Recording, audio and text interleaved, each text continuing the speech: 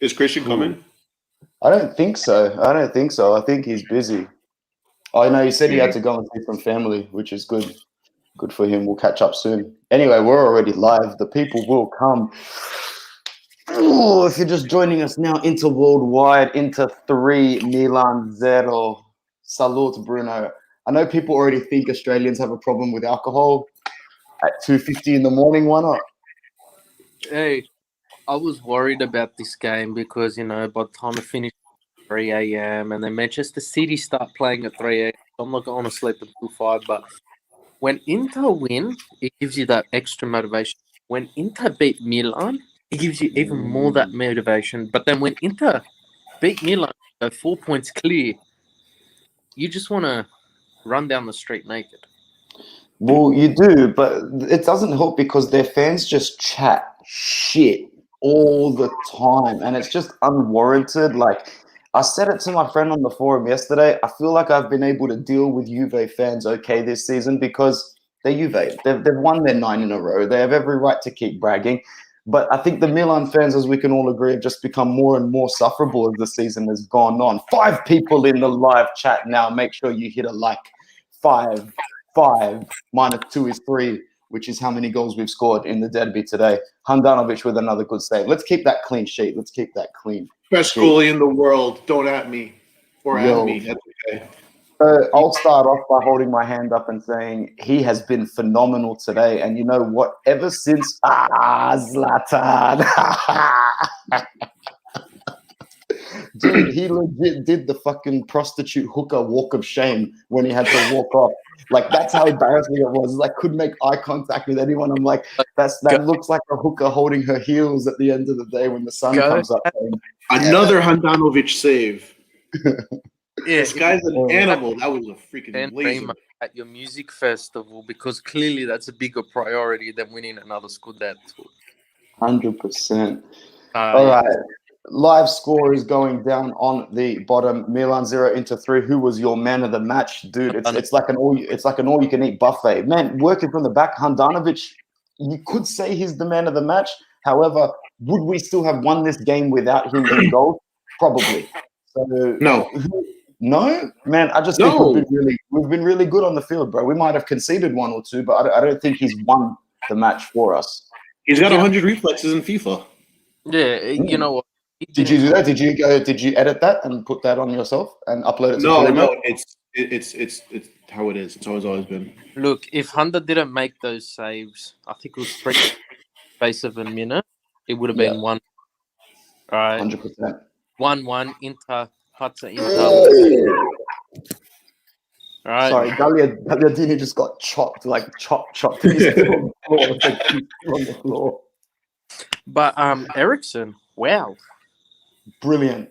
Unbelievable player. But like you could see his confidence from the first second, the same way he was the best presser against Lazio. He came back to collect the ball for the first time for us.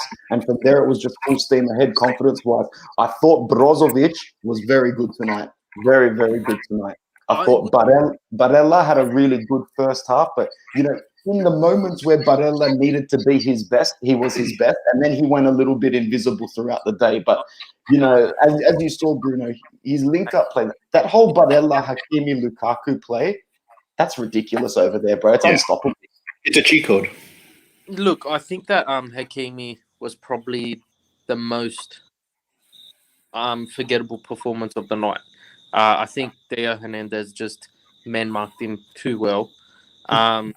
Do you think, though, Hakimi, because he's such a big part of our game, we'd rather him just keep trying and coming up short? Because eventually 1 out of 5 dribbles, he's going to create the goal, bro. That's the tactic. Look, the thing is now with Hakimi, he's improved a lot when Barella's become a right winger as well, essentially.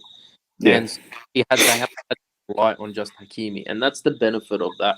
But I think Theo Hernandez marked Hakimi so well in this game. A bullshit yellow card to him. He misses the next game. Shit happened. But whatever, at least in this game. He was due for a rest anyway, bro, to be honest. He's getting sloppy.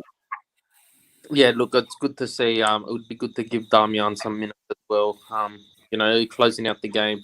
But I wanna rewind back to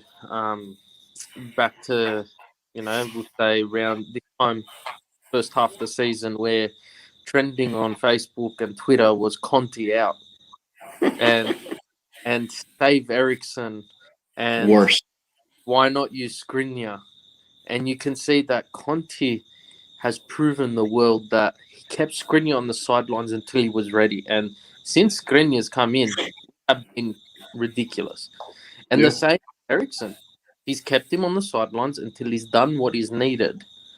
And the last, since he scored that winner against AC in the Copa, he's just been phenomenal. Yep. Even Yeah. before that, just feel this team is now how we are now. If we were to start the season now, game over, 3-0, victory is ours. Is it game over? Oh, it is too. If we were to start the season now, Inter would be a force in the Champions League with the team and the chemistry we now have. But I'll take that. Fair enough. Fair enough. Nice name, Zlatan. You look happier than the normal Zlatan. But, I just want to add on to what Bruno was saying before, because Skriniar didn't start the season, and we all had that question mark. What's going on with him? And I've developed this theory that I'm trying to put into words for like articles and shit to explain this, that he wasn't supposed to be our starting center back because he doesn't have the necessary foot skills and attacking presence to do exactly what Conte wants him to do. And he's basically fought his way and played his way into this lineup. Maybe we don't have any better options defensively, because finding a defender like Bastoni it's not easy to come by, where he goes up and down the field, he's playing those long balls, playing through balls to Lukaku, linking up with the wingers, shooting from 40 yards out. You don't find center backs like that. De Vrij can't do that. Skriniar can't do that. There's not many players in the world that actually can do that. But I think Conte is looking for, that other, not diamond in the rough, but that specific type of player or player to convert into to fully carry out this game plan. And once he figures that out, or he figures who that player is, regardless of this transfer ban or whatever that we have, then you're going to see an Inter that is literally like unbeatable, because our attack is crazy as it is, as we've seen, counterattacks, and defensively, the transitions I don't think there's anything better than it. So there has been a giant question mark for Skriniar, and I'm trying to figure out how to formulate like this exact theory. It's tough. It's really hard to explain. I think we saw lots of it last season where Skriniar just was not used to the three-man defense. Now, well, let's rewind to the first time we played Milan this season. Our starting back three was the Brosio, the Fry, Kolarov. right? Different gravy, bro. It very different. And we saw last season Skriniar struggled a bit. And I just feel Conte as a manager, he isn't just a great manager when it comes to on the field. We saw his first couple of training sessions at Inter where the players just did not know what hit them. They were sweating like dogs, and they did not know what hit them. And I just feel he does a lot more on the training pitch than hand over to the technical support staff to focus on the specific drills, etc. And he did this with Skriniar. Although, as Mario did allude to, he isn't the ideal perfection that you would see. But when you've got the Fry and Bastoni either side of him, and then you've got Damian, Vida, Brozovic dropping back, you can afford that. Mhm. Whereas you look at Ericsson, and you could see Ericsson didn't fit into Conte's plan as soon as he got here. But he has, and he said it in his post-match interview following the Lazio fixture. He said, Ericsson's now become a player I can rely upon, even if it means I change my tactics. And he's gone from having that Vidal Brozovic defensive-minded to potentially Ericsson playing this floating cam position where he's just popping up everywhere. And I just feel the only thing he needs to work on, Ericsson, is he needs to have that confidence to take that shot. He is always looking for the pass. When he's in such a fantastic position, he's just got to take the shot. And we saw Milan, Kalanu, put that through ball for Rebic when he should have taken the shot. Yeah. And we've known him to, but Ericsson, he's just lacking that confidence to take the shot. Once he does that, our front three. So you look at the table now. Lukaku's top goal scorer on 17, Ronaldo 16, Zlatan Immobile 14, and Martinez 13. Right. So between our two strikers, we've got 30 goals. Very good. Right. Two strikers in the top 5 of the league. That says something about our attack. Yeah. And it's something efficient. that isn't recognized. But the news article we'll see in the morning is Inter struggling to pay team. What do we think of this dude right here up on the screen? Can you guys see Lautaro? Yeah. Well, today, man, I swear to God, I haven't seen him pick the ball up and run like that for a long, long time, man, especially in the first half. Just like the yard that he was getting and the meterage he was getting, it was really, really good to see. Mario, I'll go to you. Do you reckon this could be the sort of performance that spurs him on for the rest of the season? And, let's start to talk about our next few fixtures as well, because we've just come out of our tough period, our really tough period, looking healthy as all hell, bro. I mean, think about the last 2 or 3 years after December, January, going into Feb. We haven't looked like this in a long time. And despite some of the teams that we're coming up against in the next 4 or 5 games, they've just started to find a little bit of form.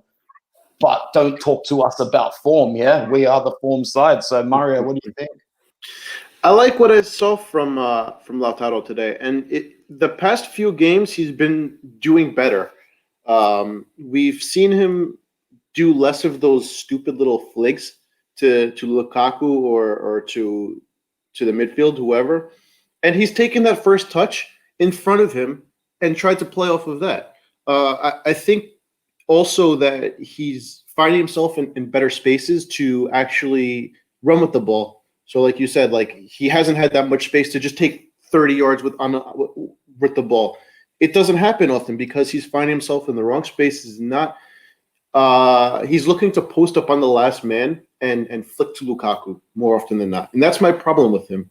Aside from the misses that he consistently has,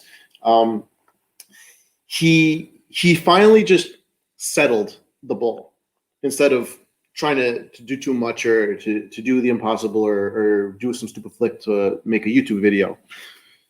Every now and then he gets it, sure, great, but he's not doing it every single time like he usually does. And I thought today he was very clinical in front of goal. He had, 3-4 chances? He scored 2 of them. I'm not complaining because the ball was in the back of the net. Usually he takes 7-8 chances and he doesn't get anything. And he's missing one-on-ones with the goalies, an open net, a difficult volley, but should be finished because the goalie's on the other side of the goal, and like all sorts of like nonsense. But I thought today was it's an important performance for him, and hopefully going forward he can continue to just put away a chance when we need to, not miss the link-up play. It's better if he just slows it down, takes that extra touch, and then plays. Because I thought he was excellent today. I watched from 30 minutes on. I had no complaints from anything he did. I heard he could have scored another one. I didn't see it, so I can't comment on that. But from what I personally saw today, I loved it. Him, Lukaku, Hakimi just going up and down just opens up the game for us so much. And also Perisic, very important. Having both wingers on a consistent basis, just going forward like that, it opens us up so much.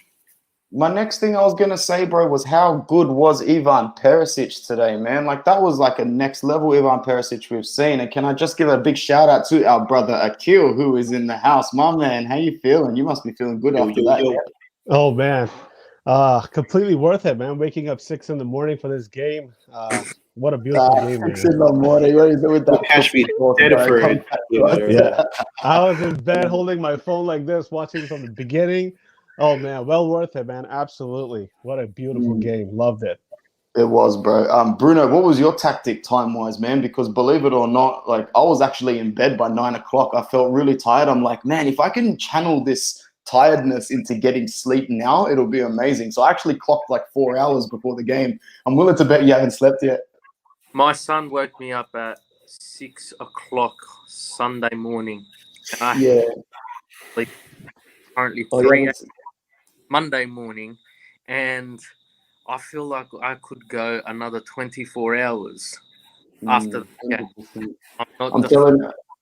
I'm telling you, boys, when I go up to the local shops to get my morning breakfast, I'll be seeing Bruno without a shirt on and a beer in his hand. Like, I'm telling you, he's that kind of guy to do it. No joke. Akil, before I go back to the boys, what did you make of the team's performance? Because, you know, for me personally, I think we were the best team. We dominated for about 37, 38 minutes in that first half. And then we just backed ourselves to make sure Milan didn't score. Then we came out of the second half and just let them have the ball for the first 5 or 6 minutes. And it was almost like we were just waiting for them to take their first breath. We were waiting for them to just breathe for a second, and then they blinked. They shouldn't have blinked, bro. What do you reckon? Swear to God, you summed it up really well, man. I think we played like champions today. I think this is the game that we showed that we belong here. It wasn't a fluke. It wasn't anything like that. We played like champions from the beginning. The way they played throughout, from the back to midfield to attack, I think it was all in sync. Everything was in perfect, like picture perfect game. Like you mentioned, the second half, we let them play the ball a little bit. Handanovic came up so big. What a game he had. Made 3 crucial saves. And I think that was our game plan. We wanted to, absorb the pressure a little bit, get them on the counter, and we did that beautifully. I wanted to give a special shout out to Christian Eriksen, who played really well, I think, in the midfield. My man. He looked really good, man. I think Conte has decided his best 11. I think he's found it. I think this is going to be the starting 11 going forward. And guys, man, what do you guys think about, Vidal coming off the bench? I mean, the quality we have on the bench is amazing. Alexis Sanchez coming off the bench, Vidal coming off the bench, and then you have Darmian who can come in for Hakimi, Ashley Young who can play well. I mean, this team is stacked. I think we're ready, man. I think this is the time we pull away. I think this is time to do it. Dude, honestly, it's like parking your Porsche in the garage and then taking your Mercedes out to go and fill it up with fuel in the afternoon. It's absolutely ridiculous. It's a luxury that I think we were screaming out for, especially midfield-wise for the past few seasons. I mean, most of our core complaints, when Mario wasn't complaining about Icardi, was pretty much that our midfield is shit. It's lifeless. Technicality not there. Double pivot, Vecino, Gagliardini sort of thing. Brozovic being made to do 3 midfielder tasks in the last 3 years. Get Rafinha on a loan, send him back. Like, honestly, it was disgusting. And now we've got so much solid reinforcements. We're bringing on Arturo Vidal off the bench. Bruno, luxury or what? Look, it's a luxury that Inter do have. And you look at a lot of the decisions made from Conte the day he joined Inter, and how those decisions have flowed through to now. So I'm not talking about Icardi or Nainggolan. I'm talking more about Perisic, and send him out on loan to a great club like Bayern Munich. Give the guy some confidence. He wins the treble. He wins the Champions League. He comes back. Well, guess what? You're not a left winger. You're a left back. And in the last 2-3 games, this guy has been playing ridiculous, phenomenal. And he just adds this other element to what I feel Inter have been. Ashley Young, he is getting old. We can all admit that. But Perisic has just been phenomenal in that position. And then you've got Hakimi, who is very susceptible to yellow cards at the same. He missed Coppa Italia games. He's missing the next fixture. His false positive COVID test in the Champions League was a godsend for Inter because this player that no one really wanted, that got part of my army, comes onto the field and just shows how great he is. And then you've got Vecino, who is coming back from injury, and he's not a starter, but he's the player like Gagliardini that you will bring on when you're up 2-0 to hold possession, not to run up the field and score a goal, not to make a stupid pass, but to pass it, not lose it. And they're players you definitely need in a team because you can't all be like Eriksen, you can't all be like Vidal, you can't all be like Barella and Brozovic. And then you've got Eriksen and Vidal, and I feel that these two players combined is phenomenal. And is this the second goal? This is the last one, bro. Third one. Okay, so Oi! Best of all, man. Oh, beautiful. I was actually going to mention the second goal we did score, and it was probably one of the most beautiful things from start to finish that you will see. It reminded me of the goal Inter scored against Barcelona in the Champions League last year. And we started from the back and we worked our way up. Now, Milan fans, skeptics of Inter, the reporters will be like, Inter scored 2 goals against the runner play. But we saw this against Lazio where Inter like to sit back because we've got Lukaku up front. We've got Hakimi, he's got a V12 engine in him, and I feel like he'll give Lewis Hamilton a run for his money. And we've got Barella and Martinez who push up the pitch fast, especially with that extra element of Eriksen. We can afford to sit back, but I also feel we almost got caught out. If it wasn't for we almost got caught out. But what was beautiful about it, as soon as that happened, Inter's response was, let's go score. And that's what they did. I feel the tables were reversed. Last time round, Milan got the 2 quick early goals and they sat back and we couldn't penetrate. We get 1 goal back and that was it.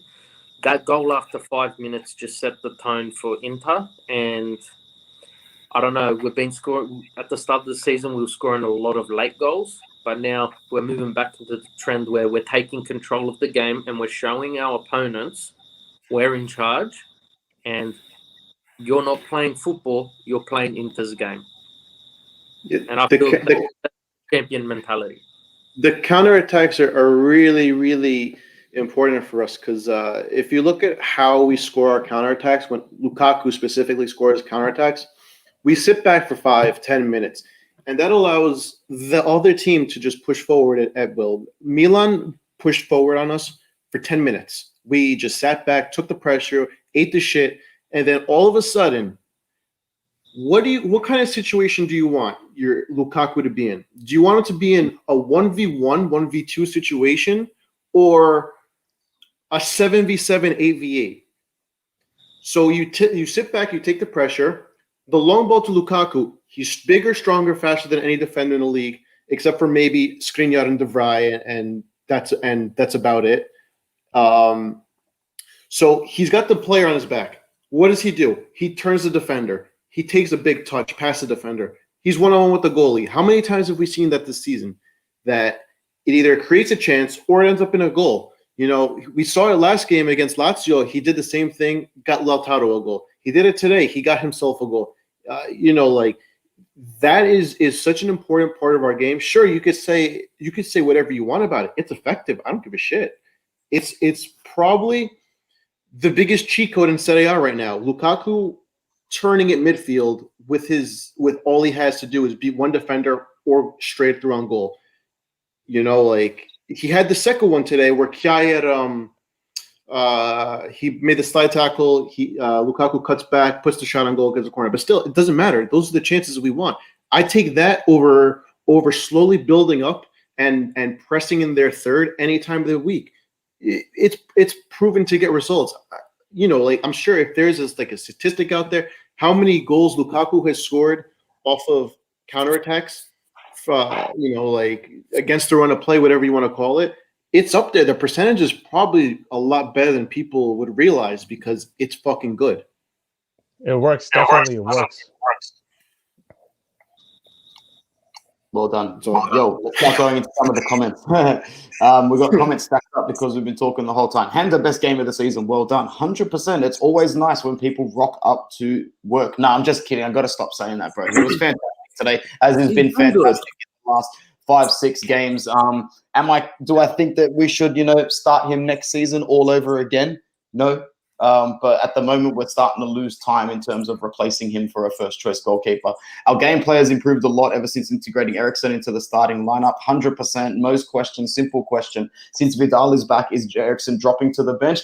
No, I don't think so. And like I said before, if you're Antonio Conte, you're picking up 7 pairs of car keys from your kitchen bench and deciding what car do I drive today, man. So it's a luxury that we are going to need to win the Scudetto. I don't care if we're up 3-0. You bring Vidal in to protect it for 7 minutes. By any means necessary, you get these 3 points like you are going to die if you don't get them. Because I don't know about you boys, but we're actually in a position now where we might not need to beat Juventus on match day 37. We might even go one better and lift up the fucking trophy in front of these gobby dogs. But I can't say it. Let's just relax for a second. Samir says, for fuck's sake, Bruno, put on a tee. Hey, Samir, bro, it's easy to talk when you don't put your face on camera, cuz. Show your face and he will show you the rest, Buzz. Forza Inter, Lautaro, man of the match. Bro, I think Lautaro's actually a good shout for man of the match today. I think he is a good shout for man of the match. But, see, I'm all about those and outs, and I really think you take Brozovic or Eriksen out of that team today, we don't look like the same team. The technical side of our midfield was a spot on today, in my opinion. Fan page says, ask Anthony what he thinks about Handa. Bro, this same account comments every single YouTube video under the account fan page. It's probably Mario. I love it. It's probably Mario. That's not me. I wish it was, but that's great. Manny, our boy Manny, always around. Mario didn't watch the whole match. Shit. 2-bit Texan, Puerto Rican, Dominican fuck. Oh, wow. Only about your friends can you say that. Torquilla says, let's go. Thank you very much. Dude, 22 people in the chat. How did that happen? If you're in here, can you please like the video? It goes a long way. Perisic, insane today, bro. Mario always says it to me on the podcast. He just seems to try the same tricks and it's not working anymore. Today it worked. But today, new tricks. I didn't want to say this before the game because, I don't like talking it up in case worse comes to worse. But I was that close this week to going up to all the Milanisti fans and go, who the fuck do you have? Why are you so confident? Your team it's a 6th-place team coasting on Zlatan Ibrahimovic's motivational ego, which, let's face it, it's a 10 out of 10 motivational ego. Yeah. That guy could get a paraplegic to run if he wanted to, just out of sheer belief. But it's not sustainable. The bloke didn't last 83 minutes today. It was the walk of shame. I'm going to replay that. Bruno, I'm going to replay that clip about 21 times today of him walking off the pitch. Like you said, looked like a prostitute making the walk of shame the morning Walk of shame, bro. Walk of shame, man. Sneak back into your house. Don't let your wife see you. Yeah, boy, Musab says, Indra Hari says, Milan pressing caused a lot of trouble. Look, Pioli's press was very, very good. He had us figured out, but look at the talent of our players. You see, if you're going to press a team like us, maybe it might work out, but just maybe we're going to get in between the lines and those little one touches are going to beat you. That's why you pay 40 million for Hakimi. That's why you play your Barella. That's why you keep Eriksen in the side. That's why Lukaku and Lautaro bounce. It's a system. Let's go back to Milan fans. Who they beat last week? They lost. I don't know, bro. Yeah, they lost to Spezia. Shut the fuck up. Get to your caves that you have been in since 2011. Yeah. You might. It's not even about us winning the league or whatnot. It's just about them being put back into a realistic position. I was pretty humble during the week, and I just said one thing. said one thing on one of the Facebook groups. I'm like, I think Milan fans or the Milan side would be wise to rotate their squad a little bit more and hope to really start calculating the points that they need to make top four. Very much a Spalletti thing to do. They should be doing this right now. I don't think you should be putting your full team forward in fucking Belgrade. I don't think you should be playing 70% fit people at this time of the season, because now you're going to lose your Benaces for 3 more matches, bro. And that's going to hurt because they've got Roma in the league. And all of a sudden, this whole title talk, they could be looking down the barrel of +2, +3 in top 4 next week. And if that happens, the anxiety is really going to start kicking in. Let's just remember, boys, this is almost a mirror to mirror of what we were like under Spalletti.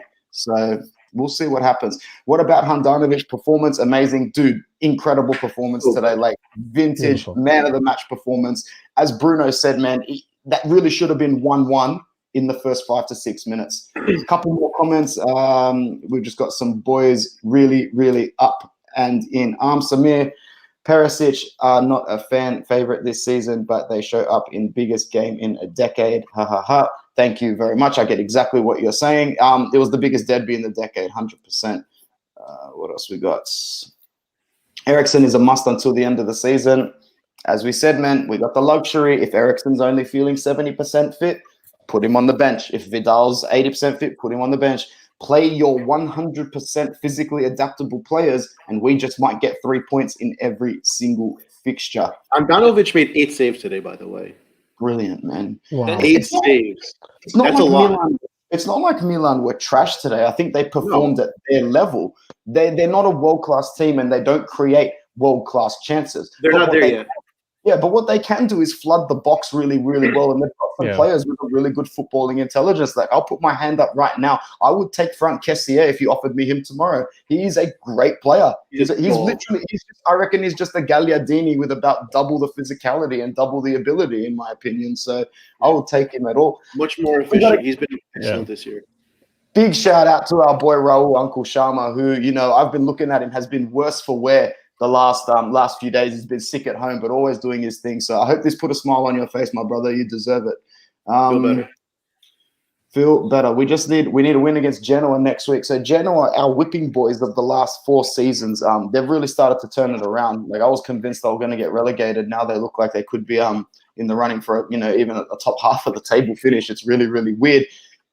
Having busted their asses to squeeze out a 2-2 against Verona, I fancy us to whip them again, though. We'll go around the table. Akil, what do you reckon we're going to do against Genoa, man? You know, we got to do the same thing. We got to, put the pressure on, take every game serious, put out the best 11. Can't take any match lightly. And one of the good things is that we're playing after, we're not playing every 2-3 days now. So we have some time to recover. I mean, even if Conte decides to rotate some of the players, I think he's still going to put out the best 11. So from this point on, no chances can be taken lightly. You know, you got to go full throttle. Yeah, 100%. It's just really satisfying now. I'm already seeing it online, seeing a whole bunch of Milan fans going, our real goal was to make the Champions League. No, but when we said it, we were stupid. When we said it, we were bullies. Nah. Look, this Genoa fixture is more important than this Milan fixture. A traditional will get top of the table and then drop points straight away and just sacrifice what was there. We need to go on and maintain this, and it starts with Genoa. And we just need to make sure we get 3 points. We keep that 4-point buffer at a minimum, extend it to 7 if possible. But this is more important now than the result we just got. Yeah, it was all good to beat Milan, but we need to prove that it wasn't just, a fluke. We need to make this because we're still very far from the finish line, guys. We're still very lot to go. And what do we have, 15 games left? Yeah, 15 games left. Wow. 15 games left, right? Only 4 points. 45 points. It's not going to be Milan, bro. Today was the day that I was convinced we buried them. It's not going to be Milan. It is going to be the usual suspects, bro. They are so far up our ass and nobody notices it. It's that elusive thing of looking down and go, They haven't even been third, or they haven't even been second yet this season. Dude, they're right there with a game in hand. As soon as we look over our shoulder, as soon as we drop one game, they're going to be within biting distance. Dogs. Let's not even say their names. Today's not a day to focus on them. They might just struggle against. I love this comment. The I love everything about this comment. that Ericsson pass to Perisic, only him in the squad who can do that. Sensi just retired. Funny. I've been out on Sensi all year. You guys have known that. I am so unimpressed, bro. I'm unimpressed with his training. I'm unimpressed with how hot his missus is not. I'm unimpressed with how much time he spends on her TikTok. Like, I find his whole lifestyle to be beta and bang average, bro. So I hope he's enjoying himself. He's got a nice, healthy contract waiting for him at fucking Fiorentina or Sampdoria next year if he's not ready, bro. Honest to God. What else? I got to keep up with the comments. I'm starting to get a little bit abused. Goal differential is plus 33, which is equal to Juventus' end from last season. Thank you, MGAG77. I wonder who that is. Thanks, Mario. I just wanted to make a point of it. I wanted to bring that up. Perisic came in clutch. Outstanding from Handanovic again. Superb from Handanovic. Absolutely. Samir says we made Milan look average. Yeah, look, I think we gave them a little bit of respect by letting them have so much of the ball. But I think Conte during the week just said, back yourselves. They're shit. Like, you're a lot better than they are. They should not break us down. And to be honest, I'm very, very impressed with the way we handled Ibrahimovic. That guy got absolutely man-sacked today, to be honest. What else do we got? They're laughing at when you said Spezia. That's why I got to keep up with these comments. Roma, you have one job to do. Bro, I wouldn't even be worried about Milan at the moment. Crotone, you've got a monumental... Roma's not going to do anything. Yeah, if Crotone can steal a point off Juventus, oh my God, that would feel monumental. Milan made the same mistake as Lazio, pressed too high and left room for our attackers. You can't leave room for this Inter side, man. I think we just might be one of, if not the best, counter-attacking side in the world after Guardiola's City. Like, honestly, bro, you can't blink with us on the counter-attack. It's ridiculous.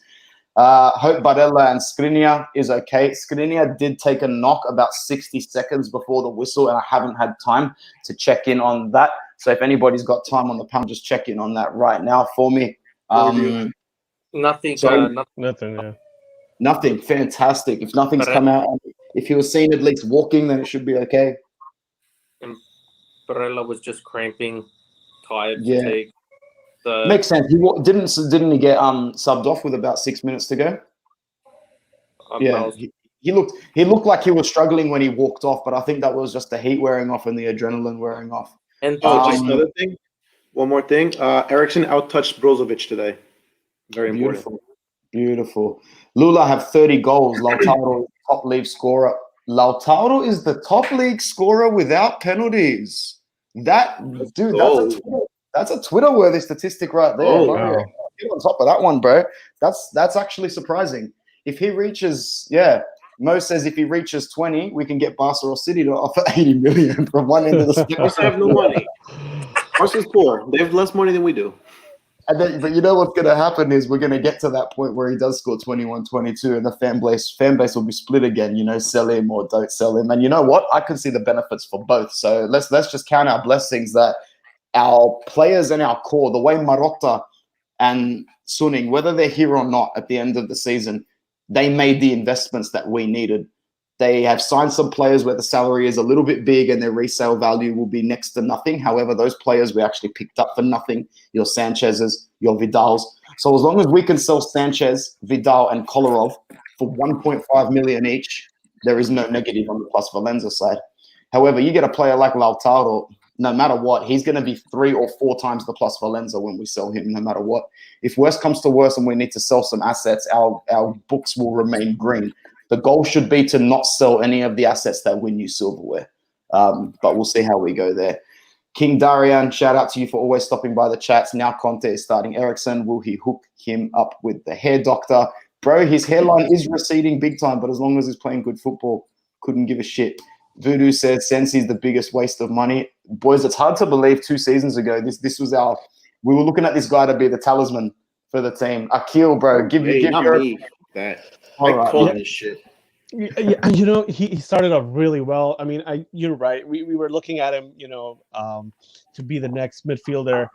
But it's just unfortunate. He's just run into too many problems. I don't know who to blame. I don't know if it's just his physical level, or I don't know what it is, but it's just very unfortunate. I mean, I feel really bad for the guy. I think we missed out on a great player, but I don't see a future for him at Inter for some reason. I think it'll be best for him to for us to let him go. He hasn't been able to finish the season since before we bought him. He was always hurt at Sassuolo. He played a few good games. Like, oh, let's take a chance on him. And it didn't work. How much did we pay for him? Like above 20 million? Something? Yeah, I mean that's a lot of money. Well, We don't have any when money. he turns into a dud, yeah, it is a freaking lot of money. We have no money. Some injuries where they don't know what's wrong with him, and they've done all the tests, they've done everything, and they still forget what's wrong with him. But he keeps saying, "I've got pain, I've got pain." Now, I'm starting to think this guy moved to Inter, gets this amazing wage, and like you said, sit at home with my wife, do TikToks, and still getting paid fortune. Like, Absolutely. He gets paid to get hurt. The grass wasn't cut short enough, so his big toe got an ingrown, so he's out for 6 months. Like, it's starting to get a bit bullshit. Yeah. 100%. I've just been let know by our boy Alessandro we're actually about 3 likes away from getting our Twitter up to 2K. So if there's anybody here watching the video and hasn't liked us on Twitter yet, go and give us a follow on Twitter to help that growing as well. Fantastic stuff. Yeah, I was just glancing at the ladder quickly. I think we're going to start putting some daylight between every team besides Juventus, just because looking at the other teams and the fixtures they've got and what they've got to play, this whole no Europe thing is really going to work in our advantage, because your likes of Roma, Atalanta, and Napoli, there is absolutely no way that they're going to get as many points as us from now till the end of the season. And the fact that they need to make up 9 or 10, we might as well just stop hitting that, stop hitting that threat button right now. So in terms of the fixtures that are coming up after Genoa, Bruno, what would you say are the ones that you fear the most if you do have those fixtures available?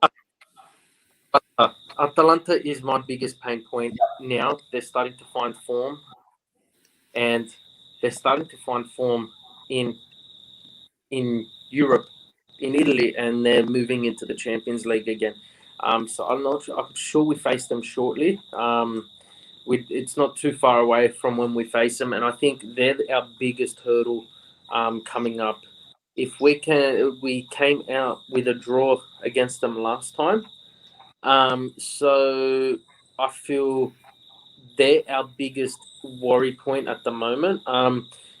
Just another quick fact: Inter have been told many times we can't beat the big teams. We have Manchester City scored literally a minute after kickoff. I just got the notification. This is phenomenal morning for me. Surprise, bro. Must be easy. So Inter aren't the team to beat big teams, but we beat Juventus, we beat AC, we beat Lazio, we drew with Roma, we beat Napoli, and we drew with Atalanta. We haven't lost to a big team other than the first game against AC. And if we're to win the Scudetto this year, we have ticked all the boxes. 100%. And we've done the most important thing by beating the teams underneath us. Yes, well, everyone's underneath us, which is the beautiful part.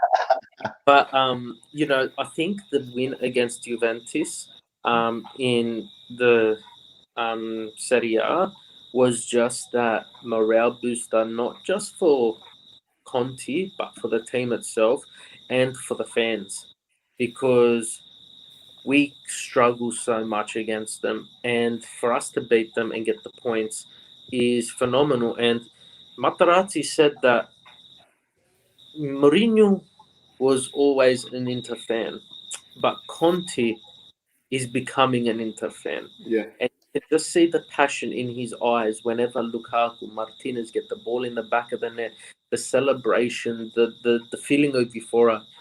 He's no longer. I never saw him as a trader. I saw him as a businessman taking the job that's available to him. He's a professional. But he's becoming a fan of the club. You didn't see him like this at Chelsea. You saw him obviously like this at his club Juventus, but you can tell he's starting to become an Interista at heart, and he's doing what the fans want, and he's getting the results we need. 100%. Thank you to everyone who liked and followed us on Twitter, up to 2,000. So it's actually turning into a pretty good morning, to be honest. Samir once again says 11 a.m. here. Way to great to start this beautiful morning. Proper lazy. I know for a fact he's still in bed. Torino and Parma may cause us trouble. Gervinho always in gold mode against us. Yo, I don't want to be the one to say it because, I'm usually the one that predicts losses against these two sides. I reckon we bend over Parma next time and absolutely them big time. It's been long overdue. That's one team I want to see us bury into the turf because I'm sick to death of waking up and not getting good results against that side. They definitely are a bogey team. Indro, who's very engaging. Yep. Just to track back onto what Bruno was saying about how we're beating these big teams. Like we always had the problem with them. We've always dropped points to the Juve, to Napoli, to all the top 3-4 teams, whatever it was. But now we're finally beating them. So we're winning the games we're supposed to win, or not supposed to win, rather. And then the game, we can afford to drop those stupid games now because we made up for it with the Juve win, now with the Milan win. So a draw to Spezia, a draw to Parma, it doesn't kill us in the long run because it doesn't kill us, which is good. Yeah, we recovered those points on the teams that we need to recover points from. So, I can't stress how important it is because all last year I said, let's just win these stupid small games, beat everyone from 7 until 20. That's what we need to beat. You beat those teams, we'll be all right. You get 90 something points off of them, you'll be fine. You don't have to worry about, Juve has to lose this and that. We win our games, we're good. Now we're winning the games. We can afford a point here and there. We can afford Juve to go on a run and not have to be so concerned about, we can't drop a point against here. It's so important because we're at third, fourth place fighting to climb the ladder as it is. Now we're at the top. We have the 4-point cushion. We beat Juve, we beat Milan, although we dropped the first time, fine, whatever. We beat the Napoli and we dropped with Roma. So, these are very important results. We need to keep compiling those results against the top half of the league, as well as win those other games. But like I said, we have that comfort right now. And I'm not saying, when you win against bigger teams, I mean, it gives you that confidence, gives you that boost to go against the smaller teams. And exactly. You have that self-confidence in the players that, hey, we can take these teams on as well. So it's a great point you made. Yeah, and now other than Atalanta, Inter don't play a top 6 team until Napoli, which is, I think, match day 34 or 33. And we've got Napoli, Sampdoria, Roma, Juventus, Udinese, right? So if we can get to that stage and do what we did the first half of the season and win 9 straight, not drop points against these teams, or not lose against these teams. They get some points against, all the teams we play up until that point. Juventus Inter on match day 37, there might be a 5-point gap between us, which we can afford to be like, well, whatever, we don't need the win. But at the same time, we keep maintaining this performance, and if we now replicate do a simple copy and paste of these next fixtures from the first half of the season to now, we will be in the box seat. There are still so many issues with Juventus and Pirlo, and you could see in the Champions League, Ronaldo, the frustrations are really starting to shine through. They've got many defensive issues.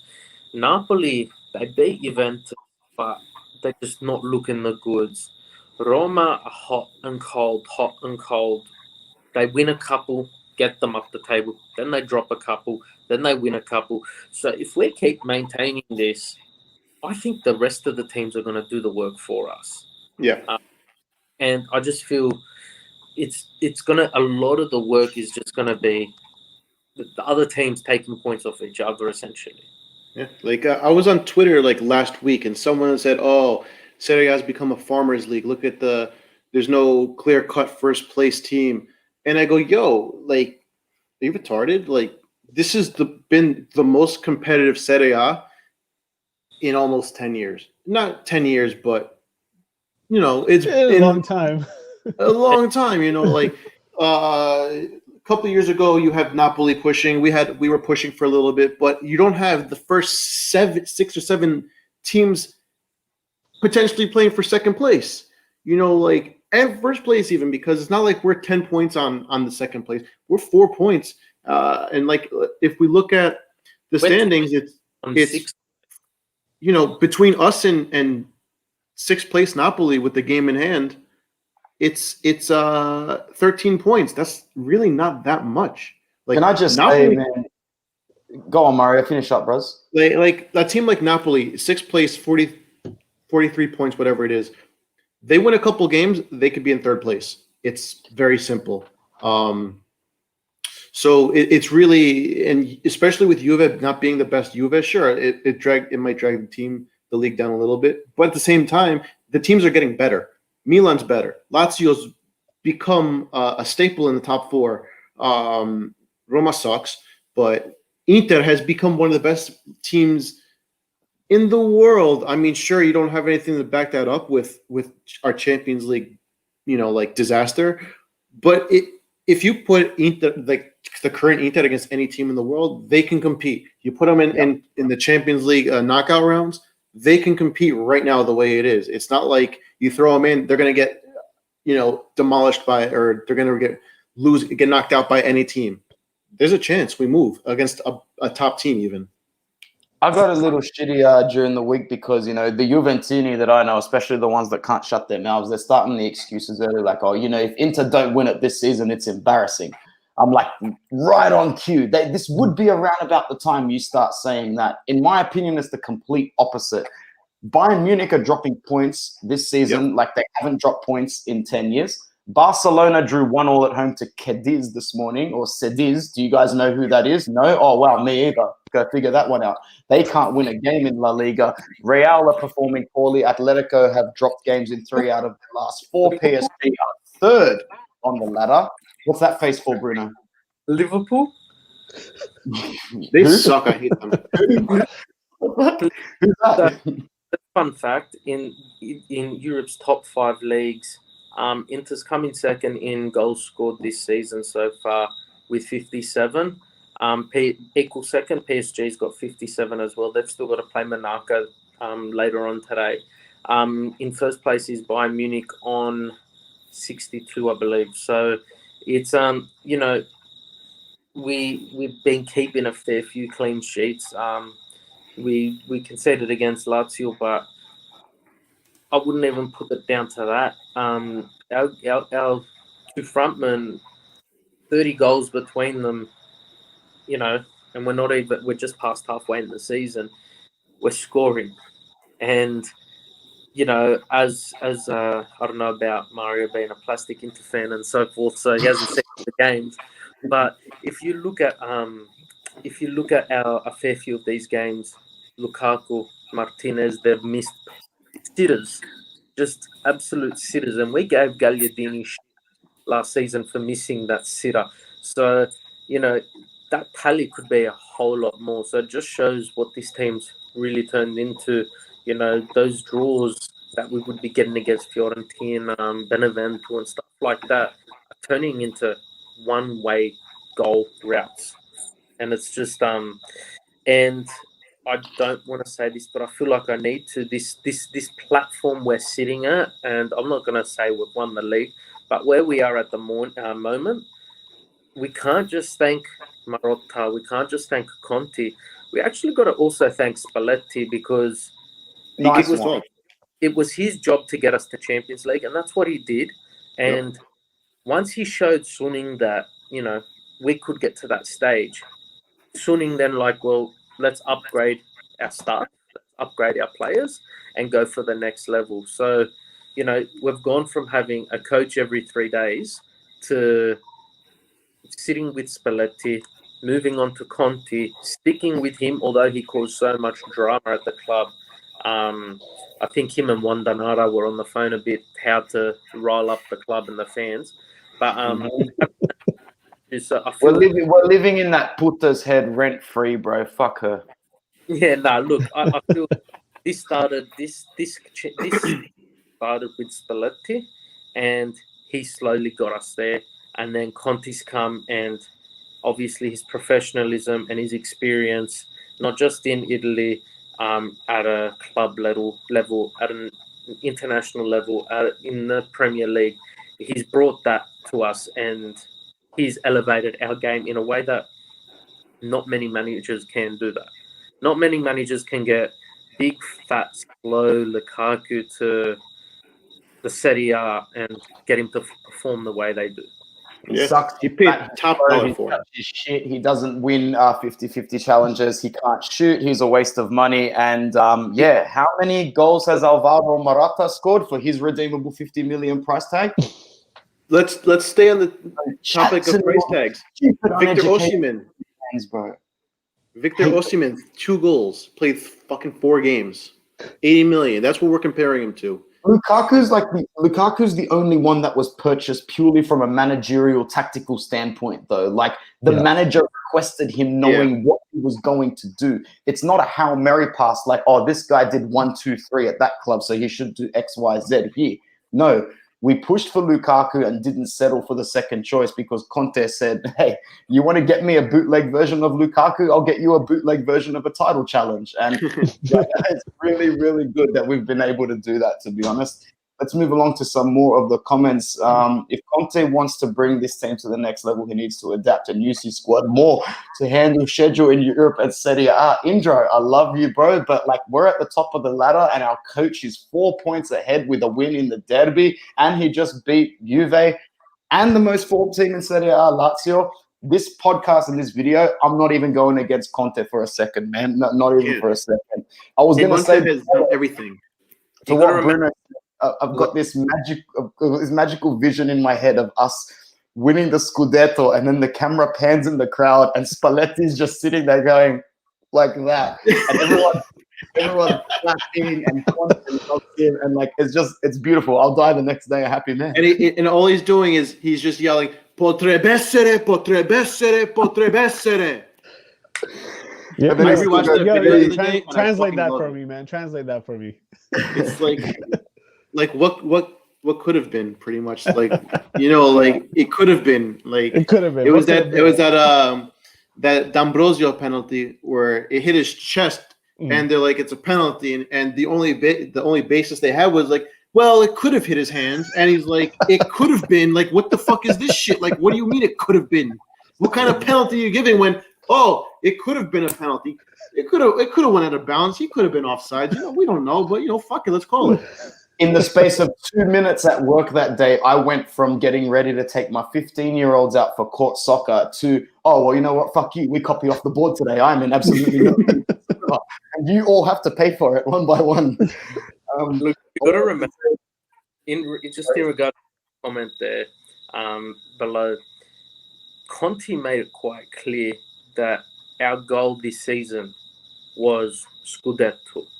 Not to qualify for the next round of Champions League, not to win the Europa League, not to win the Coppa. He said our goal is the Scudetto, right? And when we got kicked out of Champions League, I was one of the few people that were happy we got kicked out and came last because we're out of Europe. We don't need that. We said it.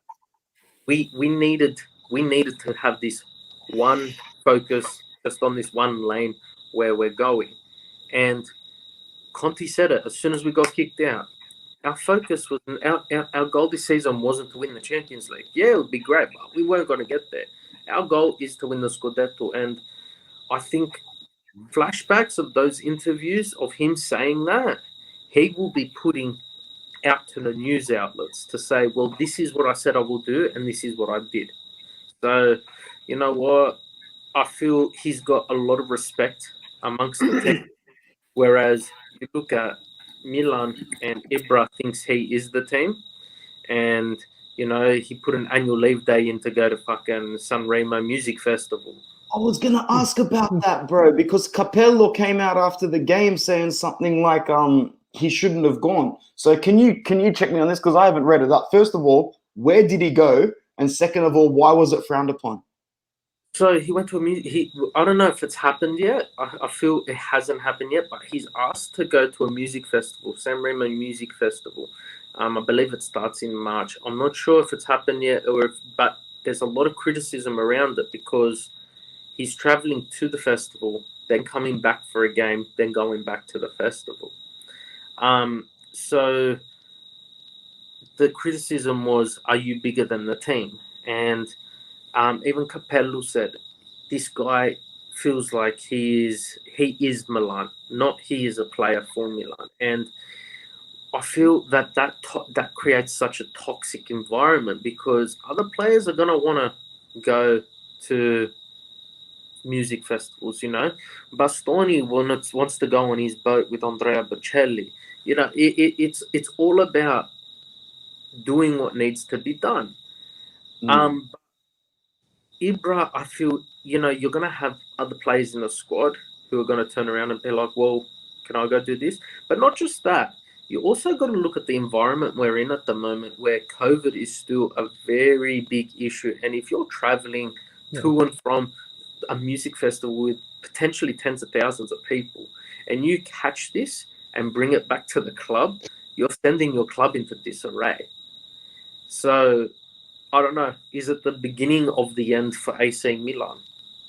Well, their beginning hasn't really started because their project was meant to go in a different direction at the end of last season. And to be honest, Bruno's more of a businessman than I am, but it looked a little weird how it looked like they were 85% invested in this project. And then they pulled the plug just for a 39-year-old with a bung ACL and one of the most informed caretaker coaches in Serie A. I'll never disrespect Pioli because I think what he's got is actually a gift a lot of managers don't. He can actually come into an unstable environment and recall that stability to a side. I just want to say a couple of things before we move on. First of all, thank you to our friend Mario for joining us, who has just had to duck out to because he lost track of time looking for a wedding venue. Brother, I love you, but never choose Interworldwide over your fiance/wife again because we want to see you for a long time on this channel, my G. Sharma says, enjoying this Spalletti propaganda, oily-headed baller. That's why I love Raul, always bringing the facts. Handanovic just shouted out Spalletti in his post-match interview just now. I'm going to need to see that. I don't know if he's bullshitting or not. Or is he actually being serious, Akil? Did Handanovic I didn't see that, but I got to see it. I got to see it to believe it. I'll get on that right now, man. I'll get on that right now because I don't know if our boy Sean was taking the piss or not. But we'll see how that goes. I'll search for it now. What else do we have here? Samir, once again, in the chat, the big Don. I still don't think that's an excuse for that sorry excuse of the UCL run. We should have made it out 100%. Bro, if ands or buts, Samir, it's tough with that rotation.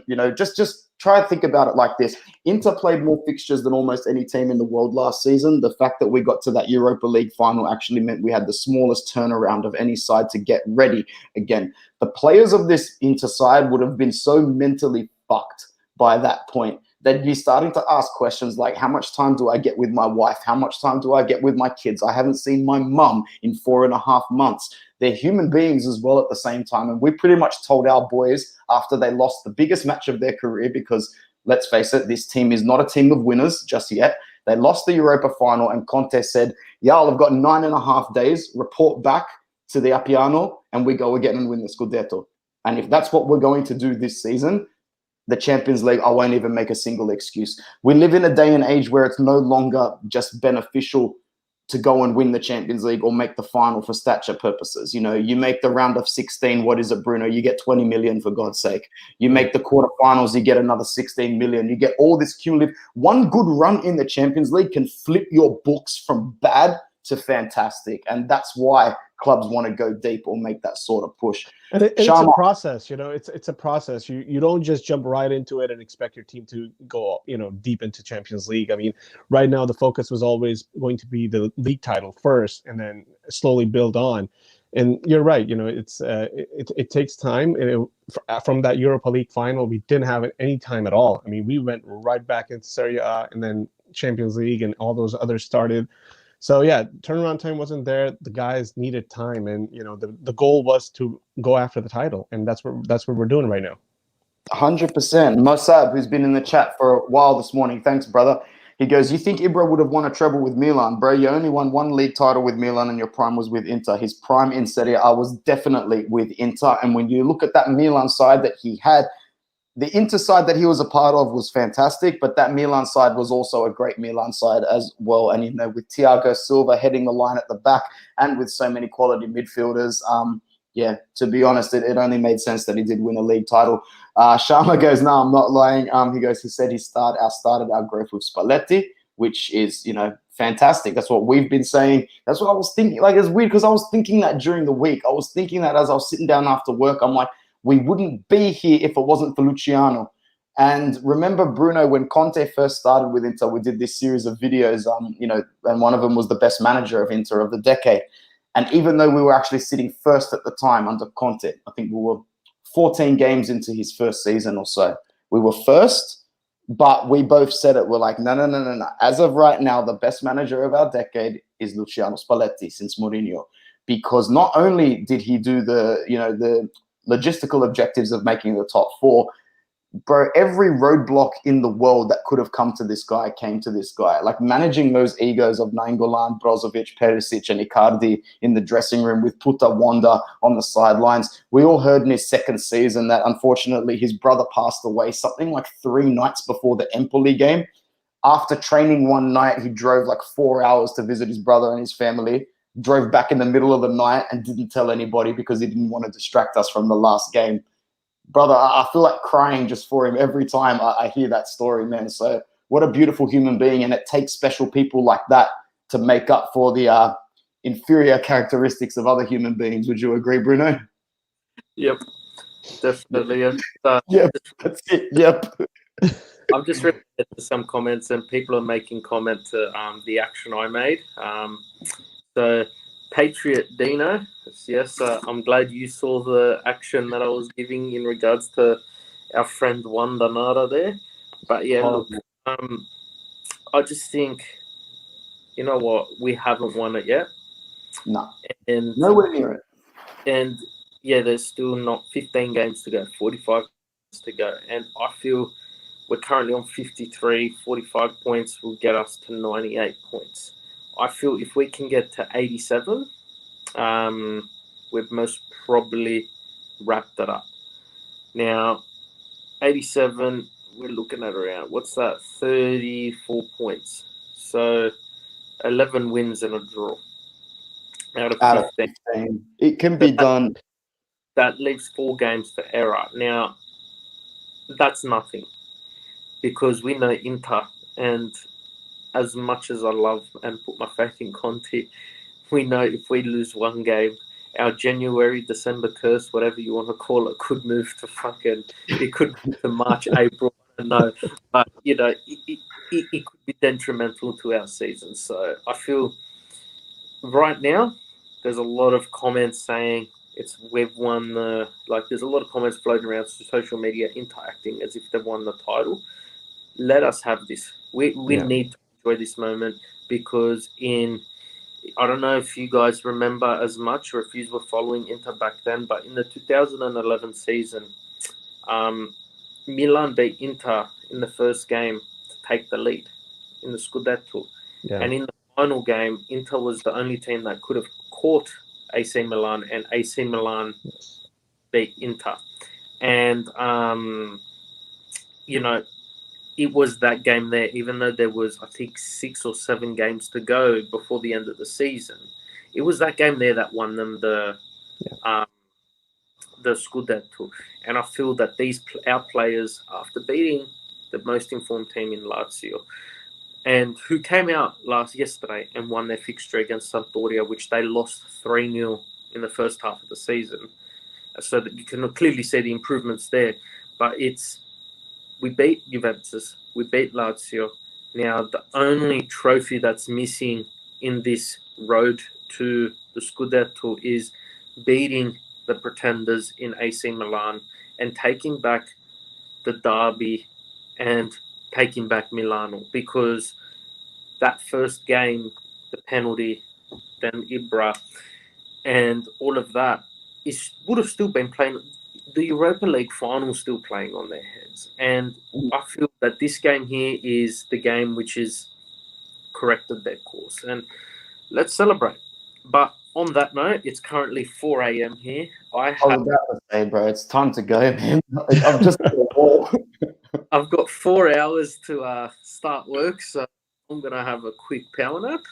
I was gonna say, bro, should we nap or should I go for a walk to go to the shops and meet you there, bro? But nah, I don't think I can do that right now. Nah, I'm gonna go get a coffee in the morning because I'm gonna splurge, not make my own. I'm gonna go buy one because I earned it. But yeah, I gotta head to bed, boys. So it was a pleasure. Forza worldwide, and let's continue this down the track. 100%. All right, ciao, mate. Take care, man. Akil, man, we'll stick around for another 5 minutes or so and go through the rest of these comments. Sub-Zero, getting rid of Icardi is the biggest trophy we got since Mourinho. Bro, I'll consider that a trophy when we win the Scudetto. I'll double it up with a Icardi trophy, man. And trust me, like, I'm very vocal. This is my channel, but at the end of the day, man, to think I don't have all this shit stored up in the bank waiting for us when we win a trophy, Akil. Oh yeah, it's gonna be madness, man. I'm scalping people one by one. Wonder, Icardi, Perisic, centre back injury crisis. Raja injured, man. Spalletti for sure had a lot of problems at Inter, and that's just the problems. Oh, you know, I was about to say he had problems on and off the pitch. Imagine if PSG wins the Champions League. Wonder would be unbearable. Would have to hurt. I love the lose your phone part. You're right, Bruno. This wing is extremely symbolic too. Just great to stick it up, Ibrahimovic. Man, as soon as I finish this, I'm just going to keep replaying him getting subbed off the pitch. Definitely. João says, Forza Inter, vamos from Brazil. Man, huge shout out to you and all of your family and friends in Brazil, bro. Thanks for tuning into Inter Worldwide. 24 people in this video at the moment. If you haven't liked it, please like it. Leave a comment and share the video to keep us growing. Akil, what time is it where you are, bro? It is 9 a.m. It just turned 9 a.m. It's morning, man. Full day ahead of you after a win like this. Man, I just can't wait for this day to get started. You know, it's a great way to start the day. I'm going to celebrate this win. And, you know, just to add to what Bruno was saying, you know, this was long due. And this is we waited, all the fans waited for this day for a very long time.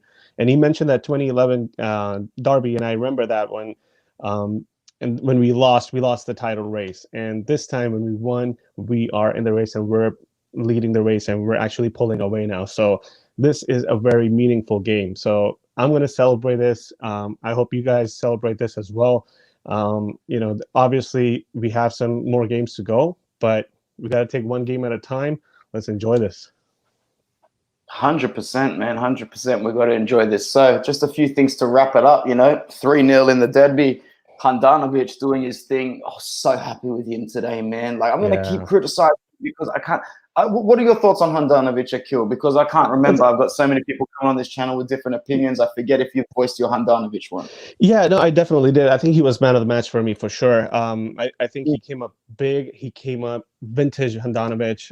I think those saves really put AC Milan down. I think they were attacking, and to make those kind of saves really puts the other team down. You know, they just mentally feel like, hey, they can't get past him. And he looked like that guy, you know, and the way when we countered and we scored the goals to get the cushion, I think Handanovic was clearly man of the match for me. Yeah, man, for me too. And like at the end of the day, he's a part of that critical point. He's at that critical point of his age where if you do want to win league titles, 1 or 2 mistakes can be the be all and end all. And for that reason and that reason only, like I get it. I get it when people say don't disrespect him when we talk about it. And I get it as Inter fans. I could choose my words a lot more carefully about a legend like Handanovic. But if we do want to be challenging for serious silverware next season, it's definitely wise to make sure we've got our backup almost solidified by the start of next season. 100%, if we're going 100%. into next season, if we're going into next season starting Handanovic, and it's been pretty much a publicly known thing that this person is ready for a month to take over. I don't think it's wise to just put all your eggs into the Handanovic goalkeeper basket after this season. But that's just my opinion. No, that's 100%. Yeah. You got to start looking up. You got to start, you know, it's a project, right? I mean, goalkeepers don't come that easy, and you have to find the right goalkeeper for a long-term. It's a long-term project. So it's about time they start looking into this. Exactly, man. And the goalkeeper is a position where if you're not suitable in that position, the whole world knows about it. As I've said before, Liverpool wouldn't have had to pay 80 million for Alisson Becker if their goalkeeper didn't fuck up in the Champions League final in front of 80 million people in the world watching that game. If you are going to have a trash goalkeeper, be prepared to pay through your nose for a replacement. Yes. So, start that scouting and get that deal done before your goalkeeper bombs it in the middle of the stick. What else we got? Hey, brothers, greetings from Italy. Ciao, fratello. Grazie mille for joining in. Make sure you smash a like and share to your friends. I thought Bastoni and De Vrij got into each other's way a little bit in the back end of the first half, but, we can just chalk that up to their mentality not being 100% and their nerves still being there, ball chasing and whatnot. But other than that, Akil, there ain't no complaints here, bro. Yeah. Man, this guy is the youngest Inter Milan fan you'll find. He loves the club. He loves the colors. He loves the badge. He loves Solo Inter song. Say hi. What's going on, little champion? What a great addition to Inter Worldwide you will the future. make. It is. What a beautiful way to end the live stream. And you know what? At 4 a.m., I could try and take a nap right now, but man, that walk is actually looking quite crisp, to be honest, man. So we'll see how we go. I'll definitely keep tuning into a lot of the post-match reactions from the fans because you know what? What's a secret little hobby of mine, man? Checking out those Milan and Juventini forums when we get a good result. Oh, yeah. You got to keep an eye on those. 100%. It's fun to watch. It's fun to read those. For sure. Before we go, though, a few kind words for a few people. King Darian, you're the man. Thank you so much for stopping by the chat, as always. Patriot Diano, thank you so much. Sub-Zero, always a pleasure to speak to you. My brother, Uncle Sharma, on and off the pitch. I hope you get better soon, man. Thinking of you. Indro, thanks for joining in, my bro. As always, we've seen your face and your name here before. Make sure you keep it up. Masab, thank you very much. Voodoo, Mo, and, of course, Don Samer as well. Have I forgotten anyone that contributed to the chat? If I did, I'm really, really sorry. I'll get back to you next time, all right? So from all of us here at Inter Worldwide, first of all, thank you very much to Akil. You'll be seeing much more of this handsome face, that's for sure. For sure, man. Happy to be on. Looking forward to it, definitely. Absolutely. I just want to say for the record, the jersey that you're wearing right now is the only Inter jersey I've ever purchased that I had to give away because I just didn't like it. I hated it. Yeah, me neither. The reason I got this shirt was because of the different colors. And I always ask my wife which shirt to buy, and she was like, "Hey, I'm tired of the black and blue. Get something different. Get a color shirt that has different colors in it." I'm like, that's exactly the conversation I had, except I had it with my mom. Oh, it goes the same way, man.